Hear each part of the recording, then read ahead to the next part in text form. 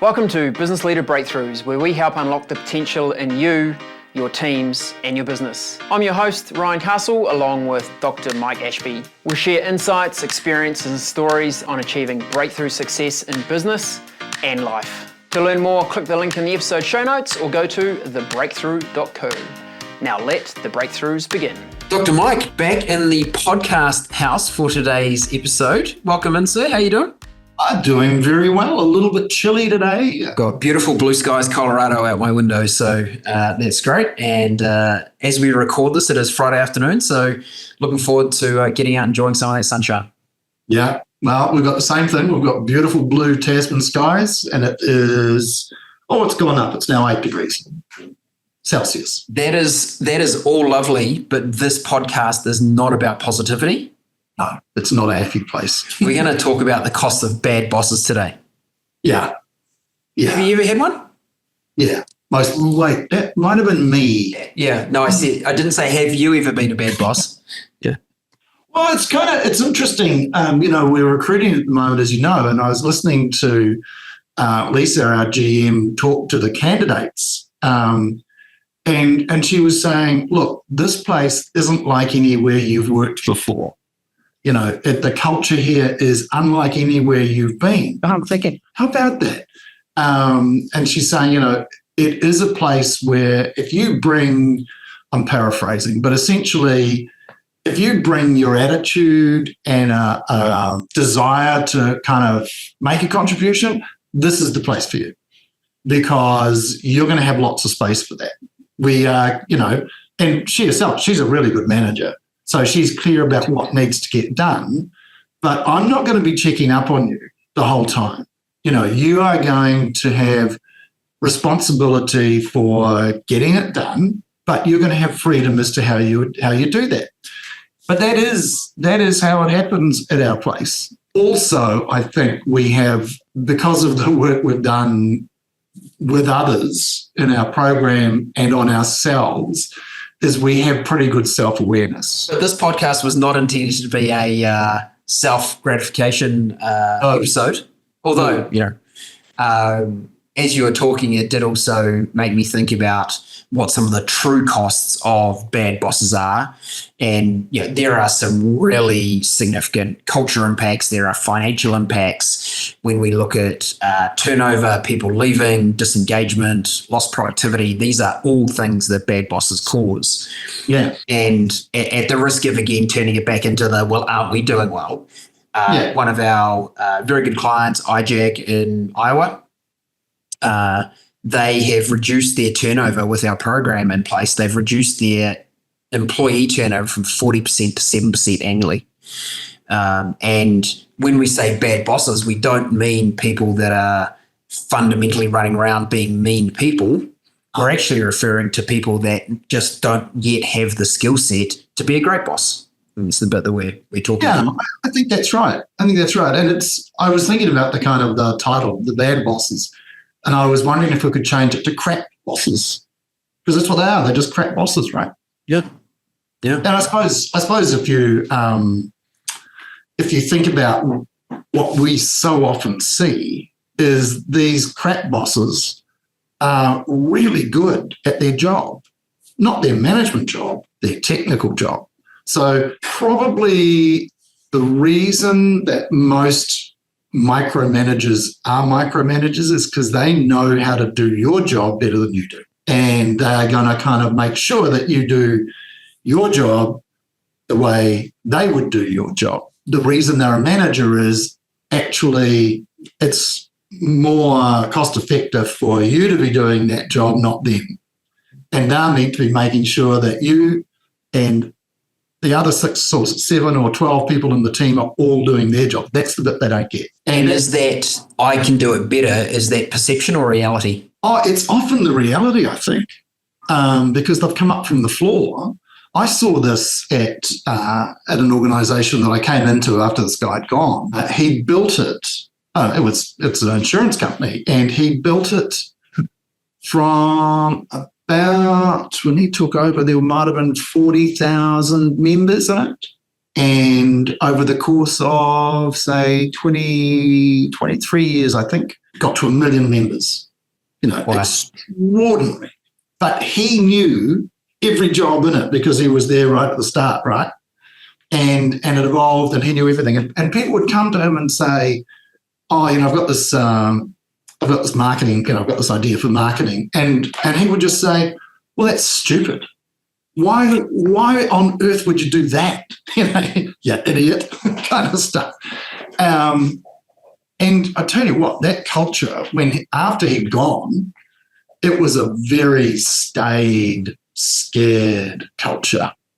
Mm-hmm. And if you want to know, that's the cost of it. Like, he was a great leader in many, many ways. He did a fantastic job to build that business. But what he left was, it wasn't a shambles, but oh boy, it really was really resting on its. It was tired, and it had no innovation, and it had a culture of fear. So that's a cost of a bad boss, and it ended up being, that they were unable to. There was a financial cost to it in terms of when they did a big system change. It went badly because the feedback on the system changes was so timid and hesitant that they didn't do it right. And it cost. So no environmental trust. Yeah, no trust. My comment around perception versus reality is, I think sometimes more senior people were very clear on the best way to do it last year or 3 years ago or 5 years ago. And we know how fast technology evolves in our world today. So if I used to be the person being the marketing copywriter in my business, oh boy, if you're still doing it the way you used to and not using AI tools to help you write that copy better, faster, more on point, better value propositions, all those kind of things, you are going to you're missing the boat. Yeah. So that was my kind of comment is I think sometimes bosses are like, I used to do this 10 years ago and I'm really good at it. It's like, it might have been, but maybe you should let your new generation of people have a go at how they would tackle that problem now with the resources, knowledge, and skills that they have. Yeah. And I think there's probably another element to it, sort of a fundamental lack of trust and a fundamental.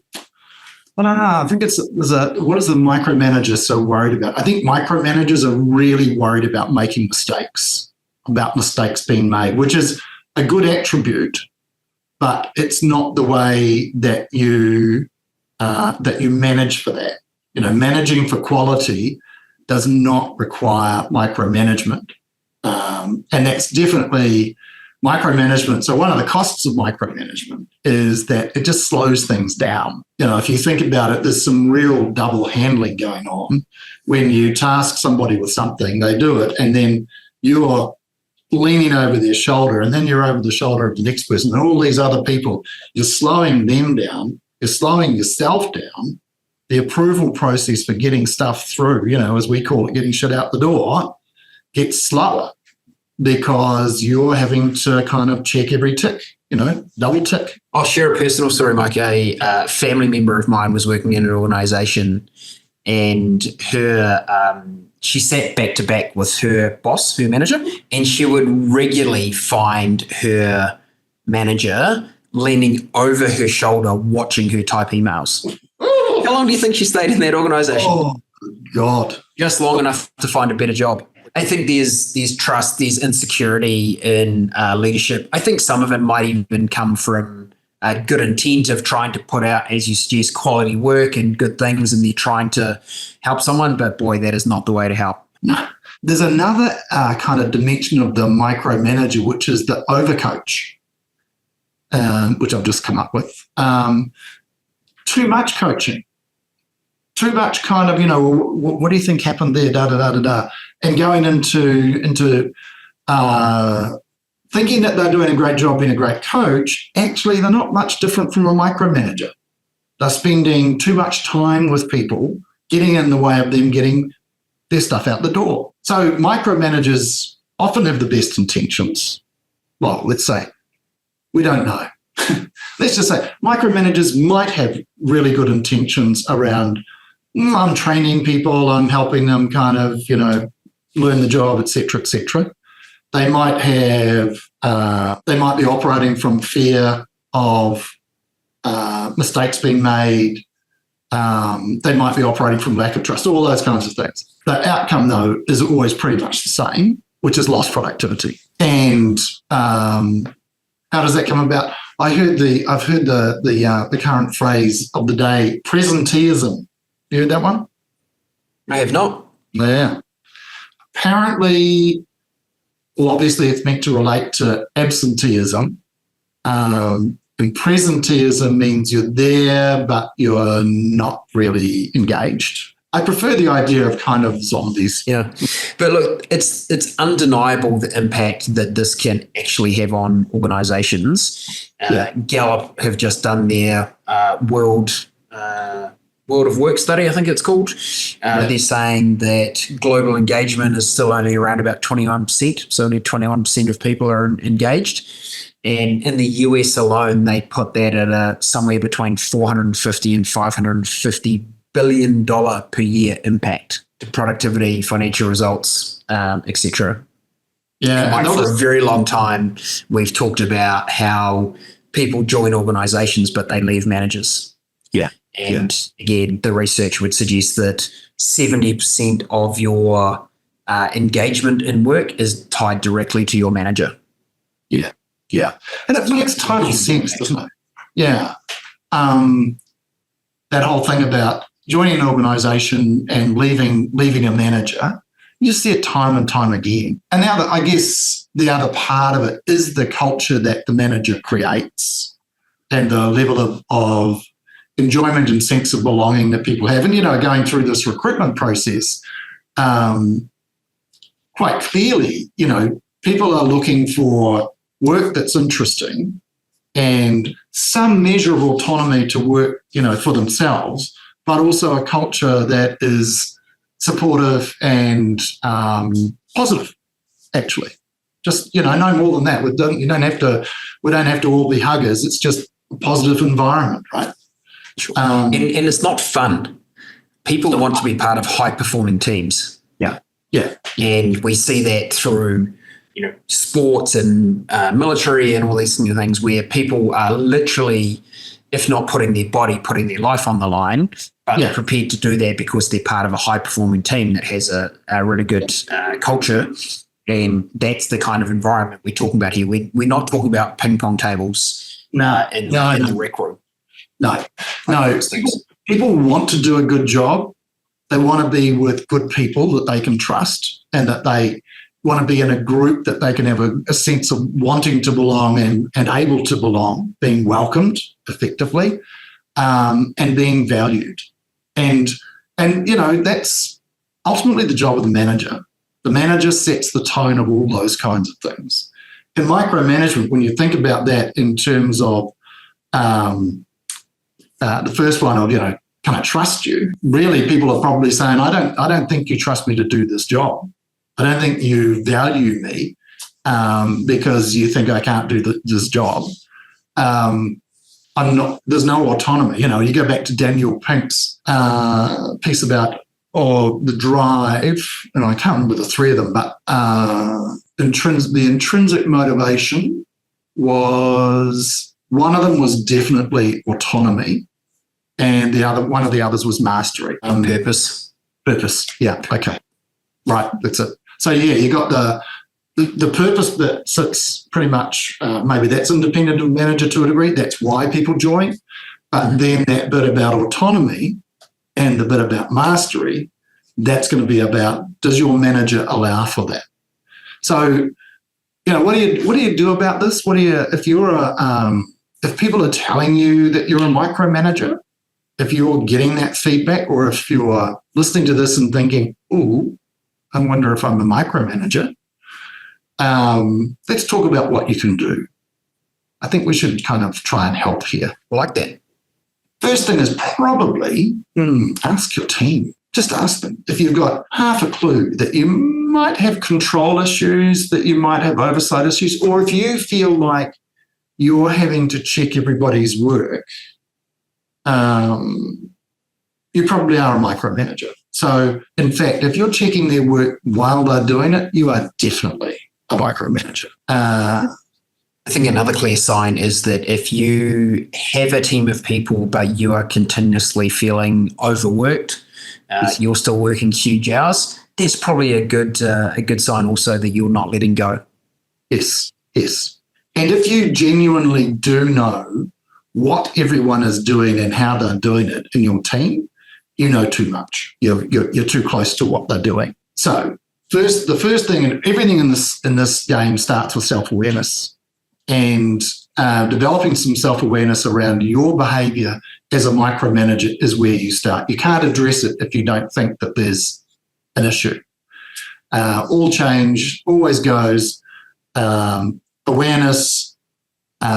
Yes, starts with awareness, commitment, and then change. So you have to then commit to making a change.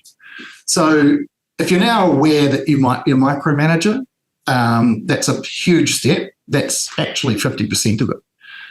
The next bit of it is to get the right balance back at being clear about the expectations, because the opposite of micromanagement is not non-management. The opposite of micromanagement is active management, where you are going, this is the outcome I'm looking for here. And it depends, we talk about this in delegation, whether it's task delegation or capability delegation. But you've got a conversation about what the outcome looks like. These are my expectations. People like to know what's expected of them. People like that structure. And if you're a sort of a pioneer like me, I have to work really hard at defining what is the outcome I'm looking for. Because I just go, here's my idea, blah, blah, blah, blah, make it so. And that doesn't help. I have to really work at framing it in what does this look like? What's the scope of it? When do I want it done? And let's have a conversation about how you might do it. What are your thoughts on that? Here are my thoughts on it. Right. Are you clear? So I think, don't abandon for a kind of a recovering micromanager. That doesn't mean a abdicator. It just means think about how you create expectations for people. So that'd be sort of the second element. I think the third one is then making it clear that you are available to help. So that's it. You're available to help. So if you get stuck or you're not sure, let me know. But until then, I don't expect to hear back from you until, deadline time. That'll be quite good. That's a good discipline for you, especially if you're a recovering micromanager. I just want to know what they're doing. Don't do it. Don't do it. Stay away from this. The best advice to an alcoholic, don't go to the bar. It reminds me of a fantastic story we heard back from one of our clients. It was ITSS Engineering. I'm sure they won't be concerned about me sharing this because it's such a positive story. They had just done the very first module of our Active Manager program, which is the Active Mindset, which you've referred to in this episode. And one of the leaders that had done that course was walking back through their engineering factory. And one of the younger guys on the floor came up to him and said, can I have a minute? And he said his normal reaction would have been, look, I'm just way too busy now. I've got stuff to do. Can we talk later? Having just done the Active Mindset, he did his pause, took a breath and said, sure, what's up? He said, look, I've observed this problem we've got going on this job over here. And again, he said habitually he would have gone, look, okay, fine, leave it with me. I'll figure out how to fix it. I'll come back and, just more load on himself. Having just done Active Mindset, he said, do you have any ideas how we could resolve it? And the guy goes, I do. He's like, great. Why don't you just document those bullet points, how you think they could work? Come back and check in with me tomorrow and we'll go through them and make a decision about which one we think might be the approach. Right. And on his own reflection, he was like, wow, I normally would have, one, been offhand with that employee. Two, I would have just added something else to my plate that I would have had to get done. The way I approached it made that employee feel empowered. they were the ones solving the issue, not me. It was just like win, win, win all the way around. And it's like, and that tiny difference was literally a mindset piece. So as we talk about this topic, we're not saying to go from crap boss to much better boss requires a million years of training and development. He was able to make a huge shift with just that one mindset piece. And of course, we build onto it, but. Yeah, and as we said, it really starts with self-awareness. Just that awareness of how he usually operates and making a conscious choice to do something different makes and that's all you got to do. And it's an interesting example. We're trying to identify who, in listening to this, might be avoiding the fact that missing the fact that they're micromanaging. That's a classic. Is when you're doing something that somebody else could do, you're taking it. So that guy was going to take that problem off the employee and going to solve it. Actually, that's micromanaging. You're down there in the nuts and bolts working out which bit connects to that when the guy on the floor could do that. So if you are doing tasks or jobs or activities that your people could do, you're micromanaging. Your job as a manager is to make sure that they get their job done. And that is it. And it does totally start with mindset. Indeed. And if we think about that's at the individual manager growing their own self-awareness, what should organisation leaders be thinking about when they evaluate whether they've got good leaders in their business? I think they have to look at I think engagement is an absolutely first level indicator of what's going on. That is going to tell you whether people have got that sense of autonomy, have got that sense of contribution, and if engagement is low, you've got to dive in and work out what's going on. And it is probably going to be the manager. Unless it's the work they've been asked to do, but I'm still thinking that's the manager. But Mike, I would come back to the example of a lot of the jobs you do in military are not fun, and you might die. And yet, in some parts of the military, obviously, they have some of the highest engagement going. So again, if you feel like you're part of a high-performing team, able to make a contribution, even though the work might be dirty, dangerous, difficult, it doesn't necessarily correlate with low engagement. No.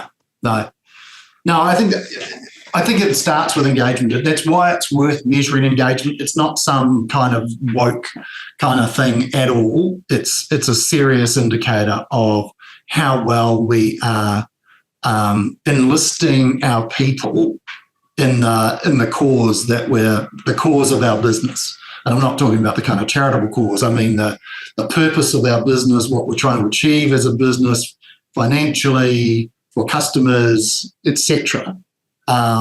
Engagement is a really key indicator.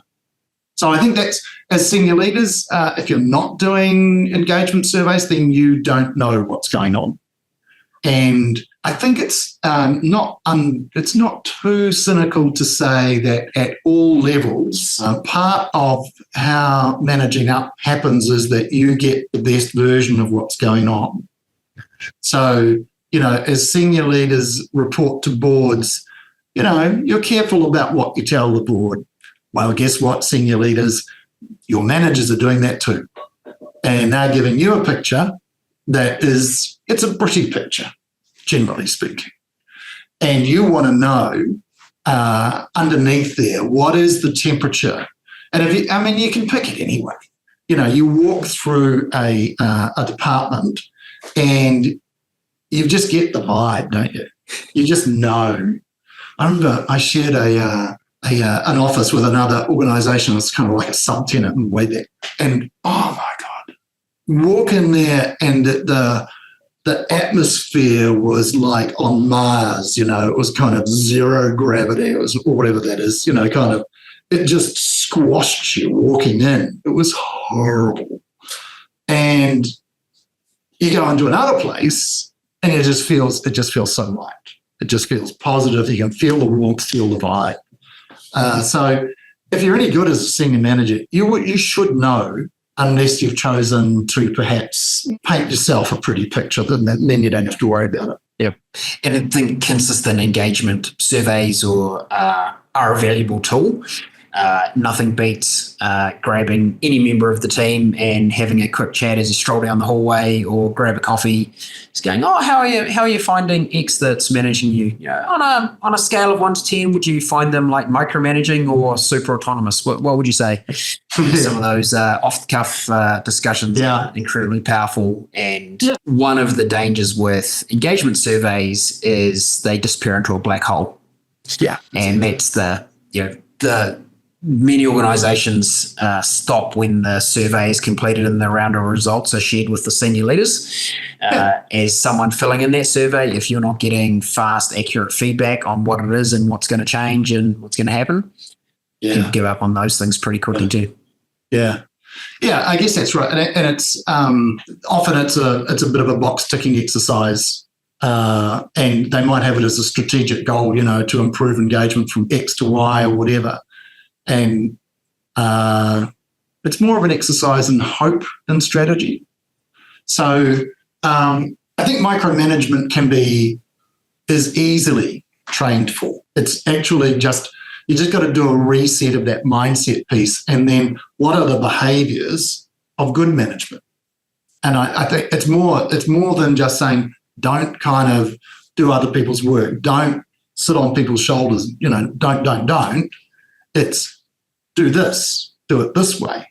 Here's how to delegate properly. Here's how to manage your time so that you have space. Here's how to let go. All those kinds of things. That the practical behaviours are what shifts micromanagers to model managers. Indeed. And I've got 2 really good resources to share with our listeners. First one is a book by Ashley Goodall and Marcus Buckingham called The 9 Lies About Work.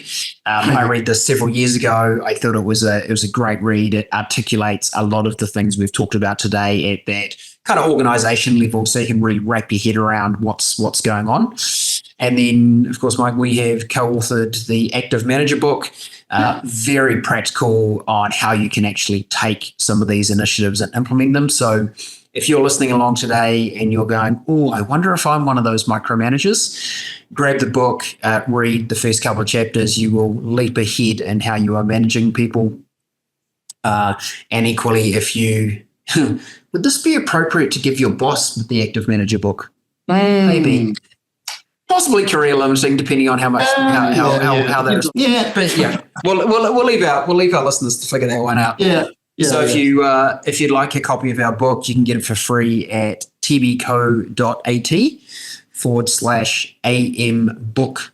That's tbco.at/AM book. And of course, we'll put that link in our show notes so you can get that. We've been getting incredible reviews on how practical and applicable the book is. So have a read and see if it's valuable to you. And it's a fast read too. It's not as you know, we only do focus on only what matters. So it's easy to read and it's not a long book because none of us have got time for long books. No way. And it's genius because we wrote it. Exactly. And chat didn't. Indeed. Hey, Mike, thanks for those insights today on bad, aka crap bosses. There are many managers out there who are trying their best. They just need a lift in skills to be a much better boss. So use some of those resources we've indicated and take your management to the next level. Let's get to work. Cheers, Ryan. See ya.